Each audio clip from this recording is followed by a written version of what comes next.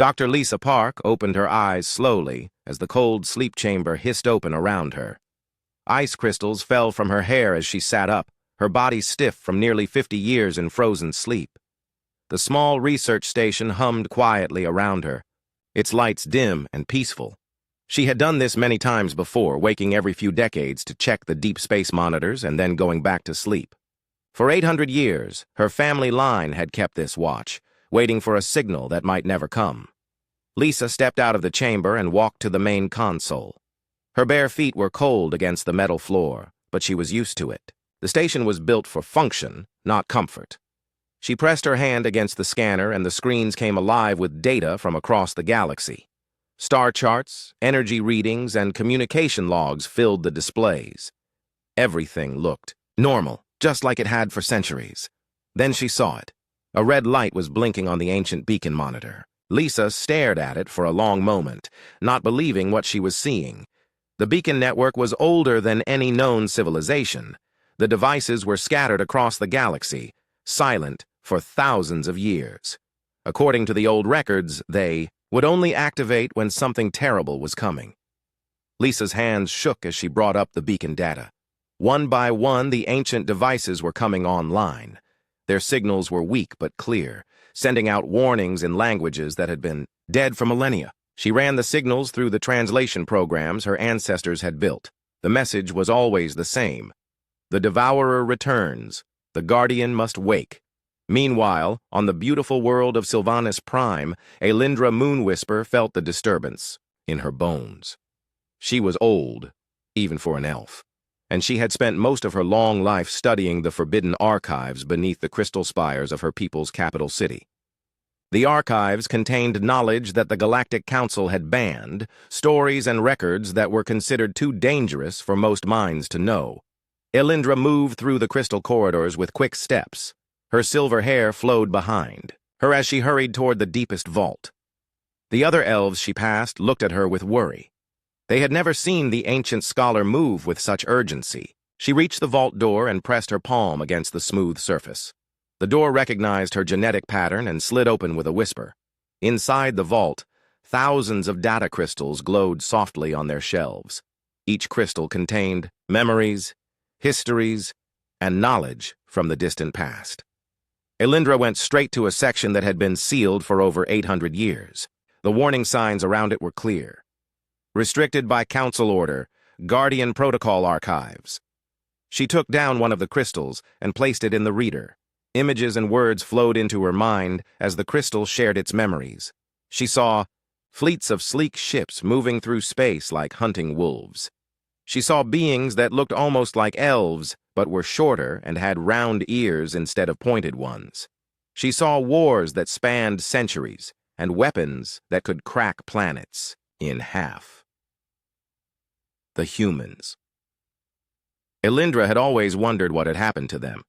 The record said they had simply vanished from the galaxy 847 years ago. One day they were there building colonies and trading with other species. The next day they were gone. Their worlds were empty, their ships disappeared, and no one could find any trace of them. But now she understood. They had not disappeared. They had hidden themselves away, waiting for the ancient beacons to wake them up again. Far away in the hidden colony of New Haven, Captain Maya Rodriguez felt the alert signal pulse through her neural implant. She was in the middle of training, exercises with her crew when the signal hit her like a bolt of lightning. Around her, every other human stopped what they were doing and looked up with the same expression of shock and recognition. Maya was young for a ship captain, only 43 years old, but she came from a family of warriors. Her grandmother had been one of the last humans to see combat before the Great Withdrawal. Her grandfather had helped design the hidden colonies where humanity had spent the last 8 centuries preparing for this moment. The signal was simple, but clear. The beacon network was active. The devourer swarm was returning. The time for hiding was over. Maya ran to the communications center, her boots echoing through the metal corridors of the underground base.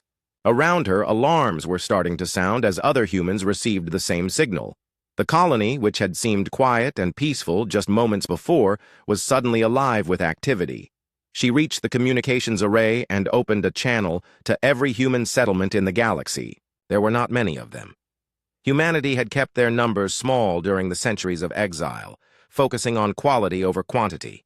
Each human was trained from birth to be a perfect soldier, scientist, or support specialist. They had turned themselves into the most efficient fighting force the galaxy had ever seen. Maya's voice was calm and steady as she spoke into the microphone. All stations, this is Captain Rodriguez of New Haven Base. Guardian Protocol is now active. All ships are to report to rally points immediately. Begin Phase 1 operations. The galaxy is counting on us whether they know it or not. Back on the research station, Lisa was working frantically to contact the hidden human settlements. Her station had been built specifically for this moment, with communication equipment powerful enough to reach across the entire galaxy. She sent out coded messages that would wake up every human colony and outpost. The response was immediate.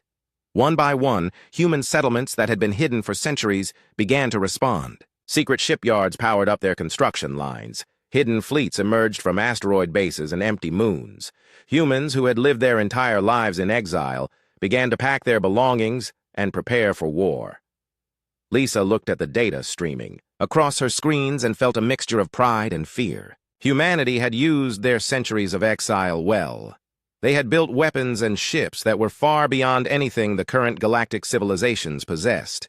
They had studied every possible enemy and prepared for every possible threat.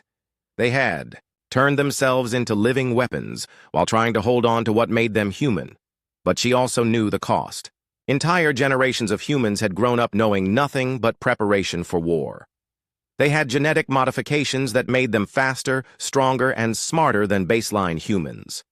They had psychological conditioning that allowed them to make life and death decisions without hesitation. They had become exactly what they needed to become to fight the Devourer swarm. The question was whether they could still remember how to be human when the fighting was over. On Sylvanus Prime, Elindra was reading through more of the forbidden archives. The crystal records told her about the last war with the Devourer swarm. It had been a conflict unlike anything the galaxy had ever seen. The swarm was not just an enemy that wanted to conquer territory or resources. It was a force that consumed everything in its path, turning matter and energy into more copies of itself. The war had lasted for 3 centuries. Every species in the galaxy had tried to fight the swarm, but they had all failed. The Devourers adapted to every weapon, learned from every tactic, and grew stronger with each victory. It seemed like nothing could stop them. Then humanity had stepped forward. Elindra read about battles where human fleets had fought with a precision and ruthlessness that had shocked even their allies. She read about human soldiers who could think and move faster than any other species. She read about human scientists who had found ways to turn the swarm's own technology against it. The humans had not just defeated the Devourer swarm. They had completely destroyed it, hunting down every last trace and making sure it could never return. But the victory had changed them. They had become something that frightened even their friends. So they had made a choice. Rather than rule over a galaxy that feared them, they had withdrawn from galactic civilization. They had hidden themselves away and promised to return only if the swarm ever came back. Now the ancient beacons were calling, and the humans were answering. Elindra closed the crystal reader and sat back in her chair. She knew she had to warn the Galactic Council, but she also knew they would not want to hear what she had to tell them. The galaxy had grown comfortable in the centuries since humanity's withdrawal. They had forgotten what real war looked like. They were about to remember. The emergency session of the Galactic Council was unlike anything that had been seen in over 300 years. Representatives from all 7 major species had gathered in the Great Crystal Chamber on the neutral world of Harmony Station. The air was thick with tension as Elindra Moonwhisper stood before the assembly, her ancient voice carrying across the silent hall. High Matriarch Zixara of the Krillian Empire sat on her elevated platform, her insectoid form perfectly still. But inside her complex mind, genetic memories were stirring. The Hive had perfect recall of everything that had happened to their species, passed down through their DNA from mother to daughter for thousands of generations. As Elindra spoke about humanity's return, Zixara felt those old memories awakening like nightmares. She remembered stories of ships that moved through space like death itself. Human vessels that were so fast and deadly that entire Krillian battle swarms had been destroyed before they could even react. She remembered tales of human soldiers who fought with a cold precision that made the Hive's most vicious warriors look like children playing games. The Krillian Empire had always prided itself on being the galaxy's greatest military force. Their warrior castes were bred for nothing but combat. Their ships were designed for maximum destruction, and their tactics were based on overwhelming numbers and savage aggression. But the genetic memories told a different story. Against the Ha, humans, all of that had meant nothing. Ambassador Nira Vel of the Cetacean Alliance felt the water in her environmental suit grow warm with stress. Her people were peaceful by nature, preferring diplomacy and trade to warfare. They had always believed that any conflict could be resolved through careful negotiation and mutual understanding. But even they had songs about the humans, ancient, melodies that spoke of the Death-Worlders who tamed fire and rode the void. Nira had always thought those songs were just stories, myths about a legendary people who had never really existed. The idea that an entire species could be so naturally suited for war seemed impossible to her gentle nature. But now, listening to Alindra's calm recitation of historical facts, she realized the songs had been true all along. General Thys Kardak of the Saurian hegemony was already giving orders to her fleet commanders through her neural link. The reptilian military leader had built her career on being prepared for every possible threat, but this was beyond anything she had planned for. Her people were proud warriors with a strong martial tradition, but the records Alindra was sharing made it clear that they had no idea what real warfare looked like. Thys studied the tactical data that was being displayed on the chamber's screens. Human battle formations that moved like living things, adapting and changing faster than any computer could track. Human weapons that could destroy entire fleets with surgical precision. Human strategies that turned an enemy's strengths into weaknesses with elegant simplicity. It was beautiful and terrifying at the same time. Young Vela Starweaver sat in the observation gallery, watching the proceedings with growing confusion. She was barely 200 years old, which made her little more than a child by elven standards. She had grown up in an era of peace and prosperity, where the greatest conflicts were diplomatic disputes over trade routes and colony rights. Vela had studied military history as part of her warrior training, but the wars she had learned about seemed almost quaint compared to what Alindra was describing. Battles where a few dozen ships might be lost, conflicts that lasted for years rather than centuries, enemies who could be reasoned with or negotiated into surrender. She watched as the older elves in the chamber grew pale and silent. These were beings who had lived for thousands of years, who had seen the rise and fall of entire civilizations. If they were afraid, then there must be something truly terrifying about these returning humans. But Vela could not understand why everyone was so scared. So what if humans were good at fighting? The galaxy had been at peace for centuries. There were laws and treaties that prevented major conflicts. The Council of Seven Races had established a system of justice and cooperation that had kept the peace for longer than most species could remember. Surely these returning humans would simply take their place in the galactic community like any other species. Alindra continued her presentation, showing data crystal recordings that had been locked away for centuries. The images were old and sometimes unclear, but they told a story that made the assembled representatives shift uncomfortably in their seats. Massive human fleets moving through space in perfect formation, human soldiers fighting with weapons, and tactics that seemed to blend technology and instinct into something beyond normal warfare. And then there were the records of what had happened after the war ended. The humans had not celebrated their victory. They had not demanded tribute or territory from the species they had saved. Instead, they had quietly begun dismantling their own military forces. They had decommissioned most of their fleets, closed their weapons factories, and recalled their soldiers from across the galaxy. At first, the other species had thought this was a trick. Surely the humans were planning some kind of trap, some way to use their apparent weakness to gain an advantage. But as the years passed, it became clear that humanity was genuinely trying to step back from galactic affairs.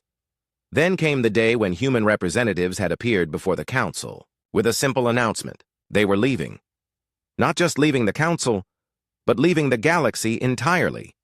They would withdraw to hidden colonies and outposts where they would wait and watch.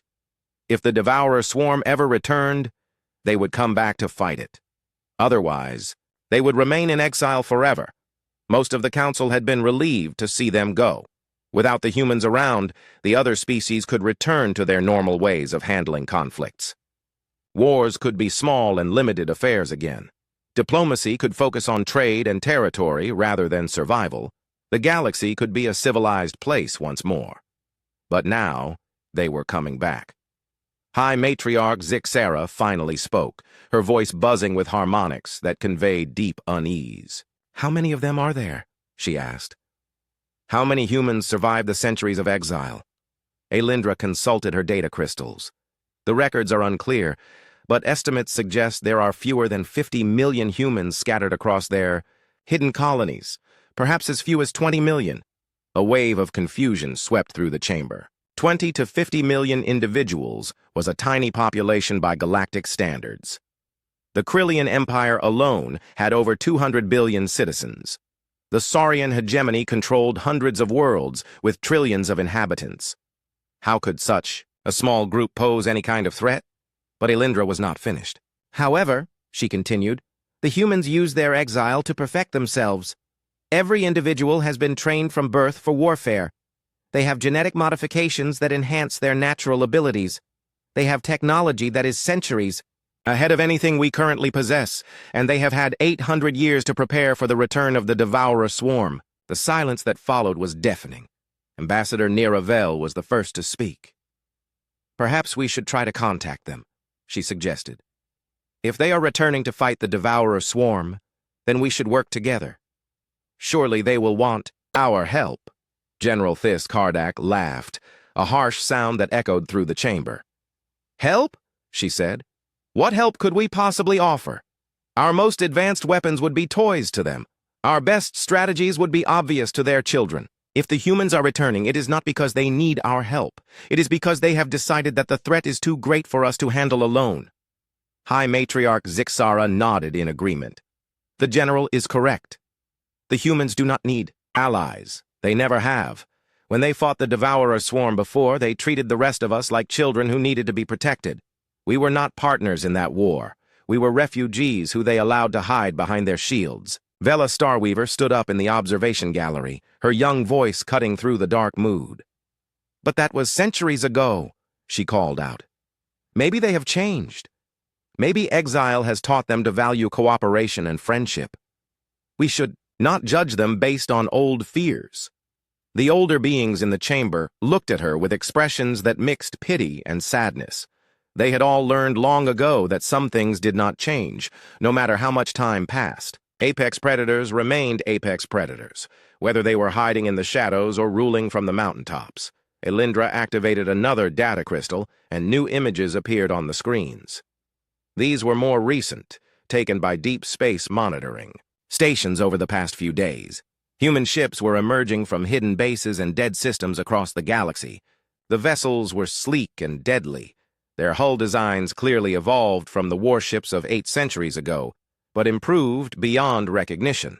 Even the smallest human scout ships looked more advanced than the flagship vessels of the major galactic powers. They moved through space with a fluid grace that spoke of technologies the Council species could barely comprehend. And there were more of them appearing every hour. The first human ship to arrive at a major galactic hub appeared without warning at the edge of the Kepler trade station. One moment, the space around the massive trading post was empty except for the usual merchant vessels and patrol craft.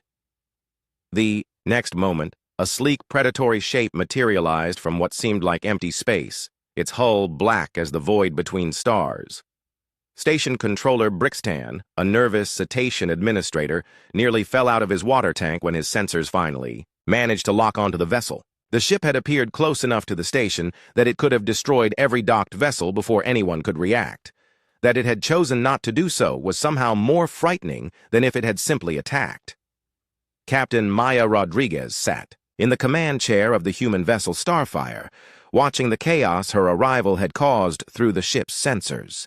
Emergency signals were flooding all communication channels as station security tried to figure out how an unknown vessel had penetrated their defensive perimeter without being detected. She could see patrol ships scrambling to intercept her, their movements clumsy and predictable. Maya was tired.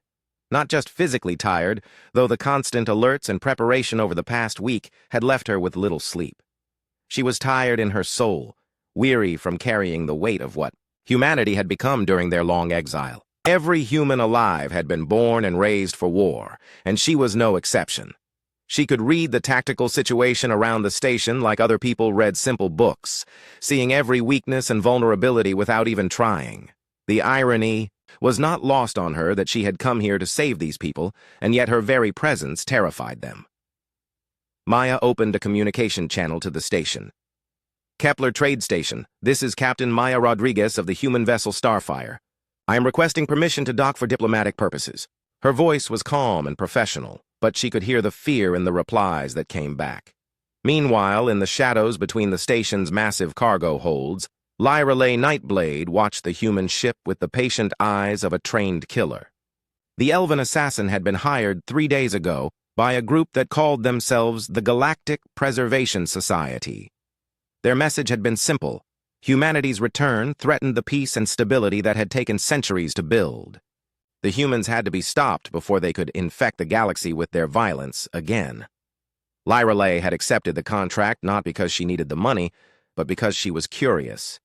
She had heard the stories about humans, of course, but she had always assumed they were exaggerated tales meant to frighten children. Now, watching the way every security officer on the station moved with barely controlled panic, she was beginning to think the stories might have been understated. She moved through the station's service corridors like a ghost, her enhanced elven senses tracking the human ship's energy patterns. The vessel was unlike anything she had ever seen. Its power signatures were completely alien, and its hull seemed to absorb sensor scans rather than reflecting them. Getting close enough to plant explosives or deploy toxins would be almost impossible. But Lyra Lay had not survived 3 centuries as an assassin by taking on impossible jobs in conventional ways. If she could not destroy the ship, she would have to get aboard and eliminate the crew directly. Dr. Lisa Park was in her laboratory aboard the Starfire, working frantically to decode the latest beacon transmissions. The ancient warnings were becoming more frequent and more urgent. Whatever the beacons were designed to detect was getting closer to the galaxy's inhabited regions. She had maybe weeks before the first Devourer scouts arrived, and the galactic civilizations were completely unprepared. Lisa looked up from her work as Maya entered the lab. The captain's face was grim, and Lisa could see the stress lines around her eyes. Leading humanity's return to the galaxy was not an easy job, especially when every other species seemed to view them as potential conquerors rather than protectors. "How bad is it out there?" Lisa asked. Maya sat down heavily in a chair. 3 patrol fleets are converging on our position. The station commander is too frightened to grant us docking permission, but too scared to order us to leave. And our long-range sensors are picking up warships from at least 4 different species heading this way. Lisa nodded grimly. They think we are invading. Can you blame them? Maya replied. Look at what we have become, Lisa. Look at what 8 centuries of preparation for war has done to us. We have turned ourselves into living weapons, and we act surprised when people are afraid of us. Dr. Lisa Park understood Maya's frustration, but she also knew they had no choice. The data from the ancient beacons was clear. The Devourer swarm was returning, and it was bigger and stronger than before. Without humanity's intervention, every intelligent species in the galaxy would be consumed. On the nearby elven world of Sylvanus Prime, a Lindra Moonwhisper was having a very different conversation. She stood in the High Council chamber with Vela Starweaver, the young warrior who had spoken up during the emergency session.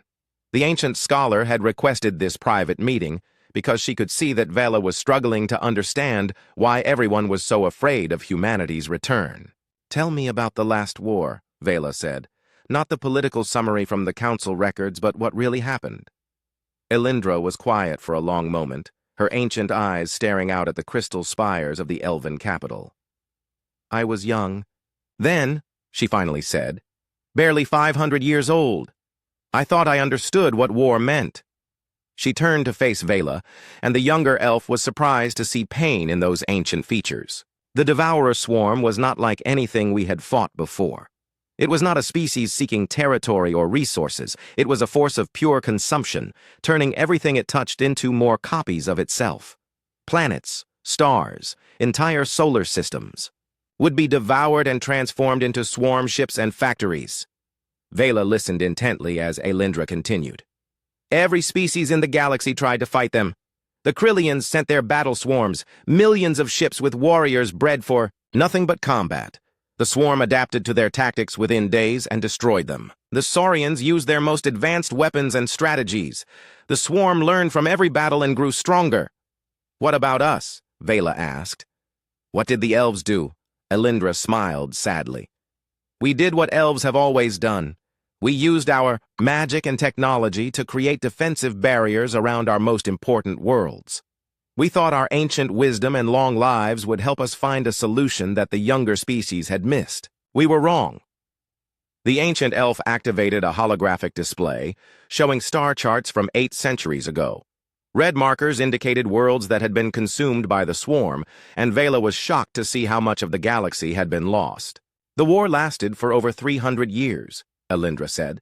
By the end, we had lost 60% of all inhabited worlds. Entire species had been wiped out.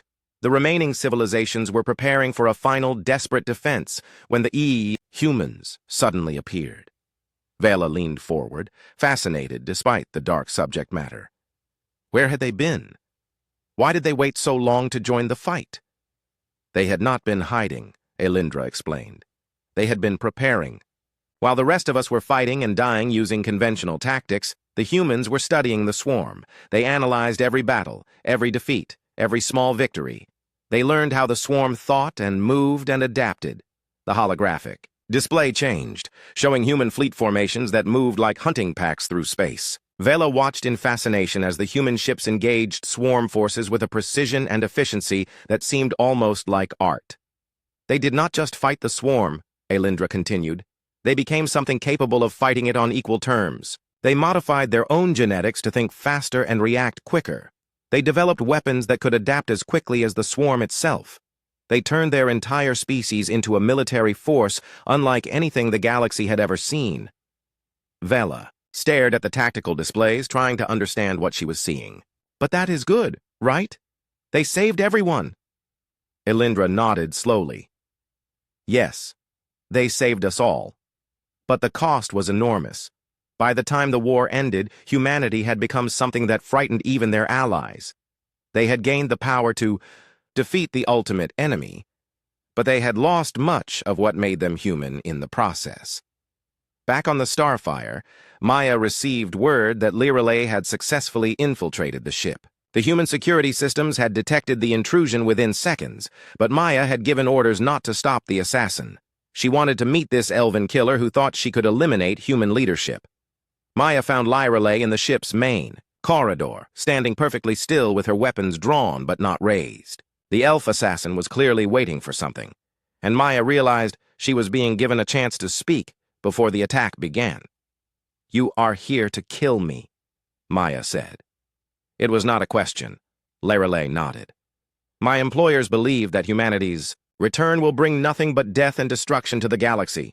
They think the universe would be safer if your species remained in exile." Maya studied the assassin carefully. Lirelei was clearly skilled and dangerous, but there was something in her eyes that suggested doubt. "And what do you think?" The first Devourer scout ship was detected at the edge of the spiral arm 3 days before anyone expected it. The ancient vessel emerged from the dark space between galaxies like a nightmare made real, its hull black as the void and covered, with structures that seemed to shift and change as it moved. Long-range sensors could barely track it as it swept through empty systems, consuming asteroids and space dust to fuel its reconnaissance mission. High Matriarch Zixara felt the genetic memories of her ancestors screaming in terror as she watched the tactical displays in the Krillian command center. The ship was exactly as the old records described, a living machine that grew stronger with everything it consumed. Even from this distance, she could see smaller vessels budding from its hull like parasites, each one a perfect copy of technologies the swarm had stolen from its victims over the millennia. She opened a direct communication channel to Captain Maya Rodriguez, swallowing her pride with an effort that made her mandibles click with stress. Human vessel Starfire, this is High Matriarch Zixara of the Krillian Empire. We formally request your assistance in dealing with this threat. Maya's response was immediate and professional. Request acknowledged, High Matriarch. We are transmitting current tactical data to your fleet commanders. Please maintain a minimum distance of 50,000 kilometers from any Devourer vessel until our forces arrive. The calm confidence in the human captain's voice was both reassuring and terrifying. Zixara realized that Maya was speaking from experience, as if fighting ancient planet-killing machines was just another day at work for her. Ambassador Nira Vel was coordinating the evacuation of 36 worlds in the scout ship's projected path. The Cetacean Alliance had the galaxy's most efficient logistics network, but even they were struggling to move billions of civilians to safety in the time available. Every transport ship in their fleet was pressed into service, carrying refugees to safer systems deeper in the galactic core. Nira watched the refugee streams flowing through space and felt her hearts breaking. These were not soldiers or warriors, just ordinary people trying to live their lives in peace. They had done nothing to deserve this terror, but the Devourer swarm made no distinction between combatants and civilians. Everything was simply fuel for its endless growth. She opened a channel to the human fleet that was converging on the threat. Captain Rodriguez, we have civilian population still evacuating from 3 systems in your operational area. Please be advised that any engagement with Devourer forces may endanger non-combatants. Maya's reply was swift and certain. Understood, Ambassador. We will handle the evacuation. Please pull your transport fleets back to minimum safe distance and let us work. General Thys Kardak had mobilized every ship in the Saurian hegemony's arsenal. But as she studied the tactical projections, she began to understand how useless her forces would be in this fight. The Saurian military was built around traditional concepts of warfare. Fleets of heavily armed battleships trading fire at long range, ground troops fighting for control of strategic positions, campaigns that lasted for months or years. But the Devourer swarm did not fight wars. It simply consumed everything in its path, growing stronger with each victory. Traditional tactics would be worse than useless. They would just provide the enemy with more resources to absorb and adapt. She watched as human ships began arriving in the threatened systems, their movements coordinated with a precision that made her own fleet formations look clumsy by comparison. Each human vessel moved as if it were part of a single organism, responding to threats and opportunities faster than any command structure should have been able to manage. Vela Starweaver had volunteered to serve aboard a human warship, becoming the first non-human to be granted access to their operational areas. She stood on the bridge of the human destroyer Valkyrie, watching in fascination as the crew prepared for combat. The transformation was unlike anything she had ever seen. The humans who had seemed tired and sad during their diplomatic meetings now moved with mechanical precision. Every gesture was economical and purposeful, every word spoken in the clipped tones of perfect efficiency. It was as if they had switched off their personalities and become living extensions of their ship's weapons systems. Commander Kate Sullivan, the Valkyrie's captain, noticed Vela's amazement. "This is what 8 centuries of preparation looks like," she explained. "We have trained ourselves to function as a perfect military machine when the situation requires it." Vela watched as the crew coordinated their actions without seeming to communicate. "How do you move together so perfectly?" Kate touched a small device implanted behind her ear. "Neural links. Every human receives them at birth.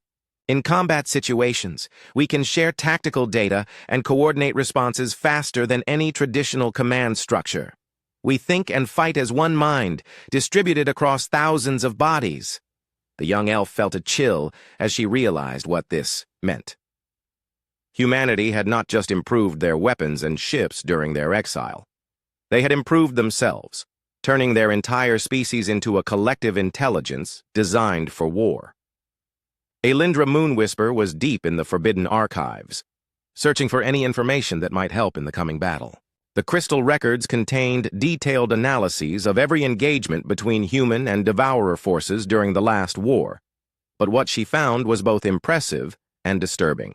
The humans had not simply outfought the swarm. They had studied it, learned from it, and ultimately absorbed some of its characteristics. Human ships used adaptive technologies that could evolve in response to enemy tactics. Human weapons incorporated swarm biotechnology that could self-repair and improve. Human soldiers had genetic modifications that allowed them to interface directly with captured swarm systems. In defeating the ultimate enemy, humanity had become something very much like the enemy itself. Elindra activated another data crystal and found herself looking at records from the final battle of the last war. The human fleet had not just destroyed the swarm's main force. They had hunted down every last trace of it across the entire galaxy. No prisoners were taken. No mercy was shown, no negotiation was attempted. The humans had fought with the same relentless determination that the swarm itself had shown. When the war ended, the galaxy's surviving species had celebrated their salvation, but they had also quietly agreed that their saviors were almost as frightening as their enemies. Dr. Lisa Park was analyzing data from the approaching scout ship when she made a discovery that changed everything. The Devourer vessel was not just a reconnaissance probe. It was actively communicating with something in the dark space beyond the galaxy's edge, sending detailed information about current galactic defenses and civilizations. "Maya!" she called, over the ship's communication system. "You need to see this. The scout is not just gathering information. It is coordinating with a much larger force." Captain Maya Rodriguez arrived in the laboratory within minutes, her face grim as she studied the data. The communication patterns were complex and encrypted, but human computers had been designed specifically to break swarm codes. What they revealed was terrifying. The main Devourer fleet was not the same force that humanity had fought 8 centuries ago. It had grown, evolved, and improved during its time in exile. The approaching armada contained millions of ships, each one more advanced than anything the original swarm had possessed. They had spent their centuries of exile studying the techniques that had led to their defeat and developing countermeasures. "How long until the main fleet arrives?" Maya asked. Lisa ran the calculations again, hoping she had made an error. "Based on the communication lag and approach vectors, I estimate 6 weeks until the first wave reaches inhabited systems. The full force will arrive over the following months." Maya stared at the tactical projections, her enhanced mind already working through hundreds of possible strategies. "That gives us almost no time to prepare proper defenses. We will have to engage them as they arrive, piece by piece." Meanwhile, Lyra Lee Nightblade had become an unofficial liaison between human forces and the other galactic species. Her experience aboard the Starfire had convinced her that humanity's intentions were genuine, but she was struggling to convince others. The old fears ran too deep, and many species leaders were more afraid of human domination than devourer consumption. She stood in the council chamber on Harmony Station, addressing representatives who were still debating whether to trust their former protectors. "You are missing the point," she said, her voice carrying the authority of someone who had seen the truth firsthand. "This is not about whether we trust the humans. This is about whether we want to survive." High Matriarch Zixara spoke for many when she replied. "We remember what humanity became during the last war. They saved us, yes, but they also became something that ruled through fear rather than cooperation. How do we know they will not do the same again?" Lyrelay activated a holographic display showing the latest intelligence about the approaching swarm. "Because this time, the enemy is stronger and we are weaker. The humans cannot afford to rule over a galaxy that has been consumed. They need us to survive, which means they need us to trust them." The main Devourer fleet emerged from the dark between galaxies like a storm made of living metal and hungry intelligence. Sensors across the galaxy screamed warnings as millions of ships materialized from hyperspace, their combined mass enough to disrupt local gravity fields and bend space itself. The enemy armada stretched across multiple star systems, a tide of destruction that made the original swarm look like a minor scouting force. Captain Maya Rodriguez stood in the command center of the newly constructed human battle station Aegis, watching the tactical displays with the cold calculation of someone who had been preparing for this moment her entire life. Around her, representatives from every major galactic species worked alongside human officers, their combined knowledge and resources focused on a single desperate goal: survival. The command center was a marvel of cooperation born from necessity. Krillian battle coordinators used their hive mind abilities to manage millions of individual ship movements. Cetacean logistics specialists ensured that ammunition and supplies flowed to where they were needed most. Saurian tactical analysts provided strategic oversight that complemented human precision with reptilian cunning, and elven technology specialists worked to merge ancient magic with cutting-edge science. But despite this unprecedented cooperation, everyone in the room knew the truth. The approaching enemy force was beyond anything the galaxy had ever faced. Even with humanity's advanced technology and 8 centuries of preparation, victory was far from certain. Dr. Lisa Park approached Maya with the latest intelligence reports. "The swarm has learned from our previous encounters," she said quietly. "Their ships are using adaptive armor that counters our standard weapons. Their tactics incorporate everything we used against them in the last war." Maya nodded grimly. She had expected this.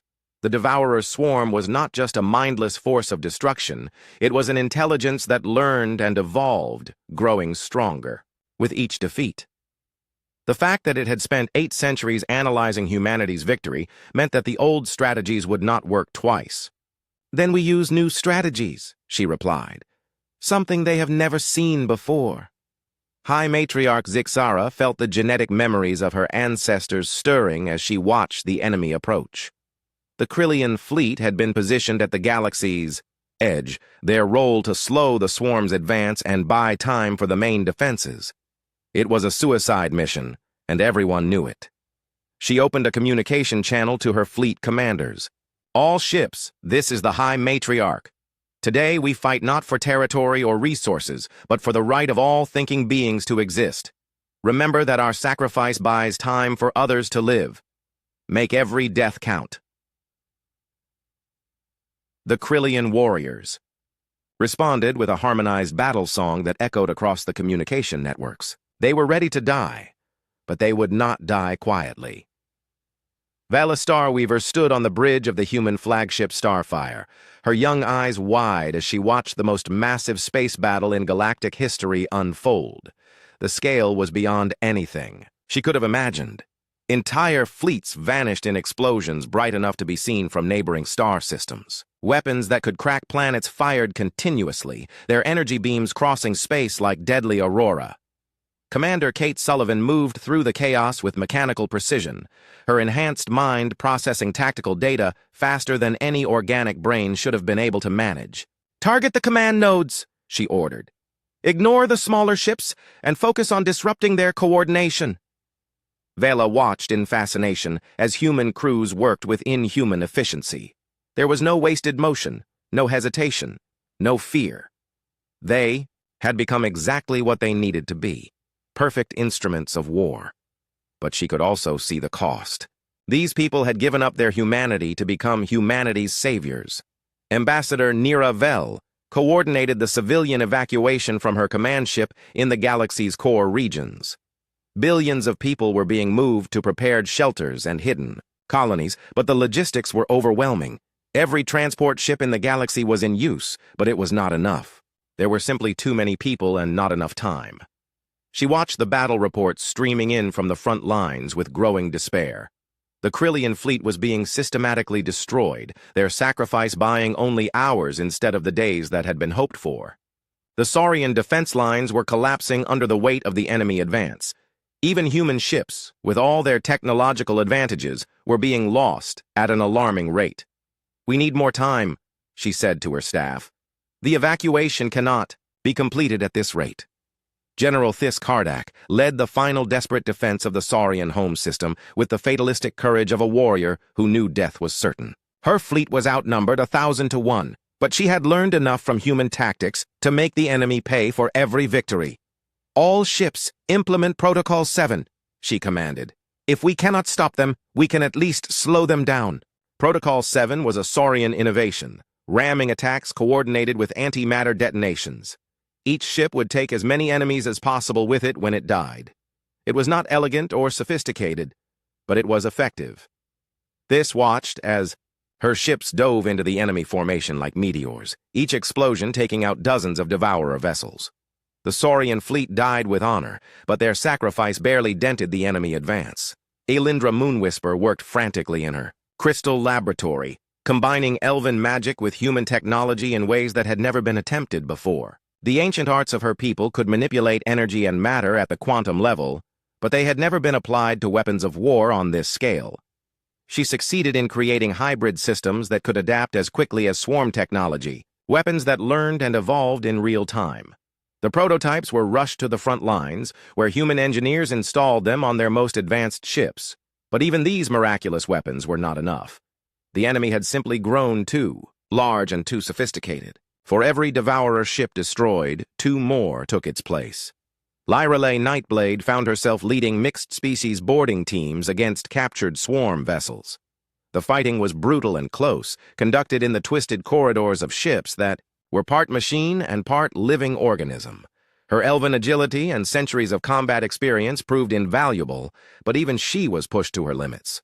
The swarm had adapted to counter elven stealth techniques, and their internal defenses were designed specifically to neutralize human enhancement technologies. The boarding actions became desperate struggles for survival rather than tactical victories.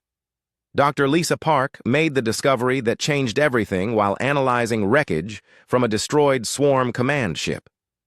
The enemy's coordination was not distributed like human neural networks. Instead, it relied on a single massive intelligence hidden somewhere in the dark space beyond the galaxy's edge. "Maya," she called over the communication system. "I found it. The swarm's central intelligence. If we can destroy it, the entire fleet will lose coordination."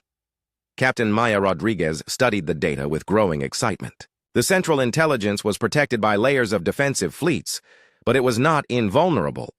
A sufficiently large and coordinated strike force might be able to penetrate its defenses. "How many ships would we need?" she asked. Lisa ran the calculations. "Everything we have left. Every human ship, every allied vessel that can still fight. And even then, it would be a one-way mission." Maya nodded slowly. She had always known it would come to this. Humanity had turned itself into the perfect weapon to fight the Devourer swarm. But weapons were meant to be used up in battle. She activated the general communication system, her voice reaching every ship in the combined fleet. "All vessels, this is Captain Rodriguez. We have identified the enemy's central weakness. Prepare for Operation Final Strike." The response was immediate. Human ships began forming up into the largest battle formation ever assembled. Allied vessels took their positions alongside them, their crews ready to follow humanity into what everyone knew was a suicide mission. Vela Starweaver felt tears running down her face as she watched the preparations. These people, human and alien alike, were preparing to sacrifice everything to save a galaxy that had feared and rejected them. There was something beautiful and terrible about their determination. The final battle took place in the void between galaxies, where the Devourer's central intelligence hung like a dark star surrounded by its protective fleets. The combined forces of galactic civilization struck with everything they had, pouring their remaining strength into one desperate assault. Human ships fought with inhuman precision, their crews functioning as extensions of their vessels' weapons systems. Allied ships provided support and coordination, their different technologies and tactics creating opportunities that pure human efficiency might have missed. The battle raged for hours as the strike force carved its way through layer after layer of enemy defenses. Ships died by the thousands, their crews accepting death as the price of victory. But slowly, inevitably, they fought their way to the center. Maya Rodriguez led the final assault personally, taking the Starfire into the heart of the enemy formation.